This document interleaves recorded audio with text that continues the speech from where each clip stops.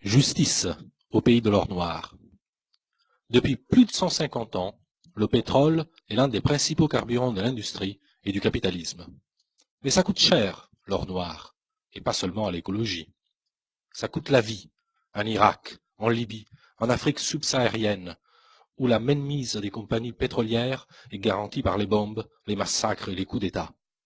Ça coûte de l'argent en France, un marché de plus de 50 milliards d'euros, de quoi vous pomper un salaire à moins de 2. Un plein de 40 litres à 1,60 € le litre coûte en ce moment 64 €. Sur ces 64 €, 1,30 € tout au plus servent à payer l'extraction. Le transport, c'est 60 centimes. Le raffinage et la distribution représentent au maximum 16% de la somme, soit 10 €. Ça fait au mieux 12 € sur 64. Où passe donc le pognon? Le pays d'extraction touche une redevance, mais elle varie suivant ses capacités de négociation et le nombre de bombes qu'il a pris sur la gueule.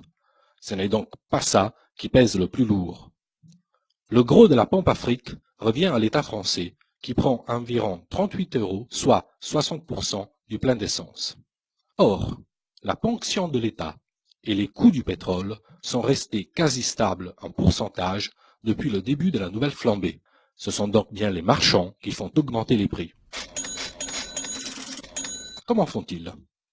Bien sûr, la réalité économique et politique a une influence sur le prix du pétrole. Mais pourquoi la guerre en Libye a-t-elle fait bondir les prix du brut alors que ce pays ne pèse que 2% du marché? Les marchés utilisent ces crises pour justifier leurs opérations spéculatives. Il faut savoir que chaque jour s'échange sur le marché 4 fois plus de pétrole que celui réellement produit ou consommé. Les marchands, en somme, vendent un pétrole qu'ils n'ont pas à des gens qui ne l'achètent pas. Et c'est le travailleur obligé de prendre la voiture qui paie l'addition. Monsieur le PDG de Total oublie juste de nous dire pourquoi, quand le cours du pétrole baisse, ça ne se voit pas à la pompe. Et oui, car après le choc de la crise financière de 2008, le prix du baril avait diminué de 20% en 3 mois. Mais les tarifs à la pompe, non. Total et les autres pétroliers avaient oublié, il faut dire qu'ils sont très distraits, de répercuter à la pompe les baisses du baril de pétrole. Tout simplement. Et tous les moyens sont bons pour garder les prix au plus haut. En mer, à côté des pédalos, on trouve tout un tas de tankers qui se baladent pendant des semaines en attendant l'augmentation des cours pour livrer leur pétrole au moment le plus propice. Sinon, il y a aussi le coût classique, qui consiste à réduire la capacité de raffinage au moment des départs en vacances. On en fait le moins quand il en faut le plus. Logique. Et ça marche du tonnerre. Alors que la crise est censée peser sur l'économie, Total a engrangé la bagatelle de 60 milliards d'euros de profit en 5 ans.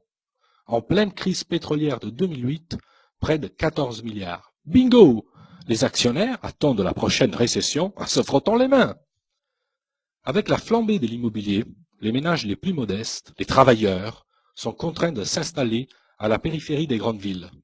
Résultat, faute de transport en commun, ils paient de plus en plus cher l'essence pour se rendre au travail, accéder au commerce et aux loisirs. Aujourd'hui, un ménage habitant en zone périurbaine consacre en moyenne près de 1 500 € par an à ses dépenses en carburant. Et dans ces 1 500 €, 60% de taxes. Plutôt que de taxer les profits ou la spéculation, ce sont les ménages que l'État met à l'amende. Explication. L'État perçoit annuellement environ 35 milliards d'euros de recettes via la TVA et la taxe sur les produits pétroliers. Donc, plus l'essence augmente, plus l'État encaisse. Maintient le bouclier fiscal jusqu'en 2012, allège l'ISF. Avec les taxes sur les carburants, ce sont les cadeaux fiscaux aux plus riches qui sont financés et pas les services publics. En gros, vous payez la défiscalisation des plus riches. C'est pas beau, ça?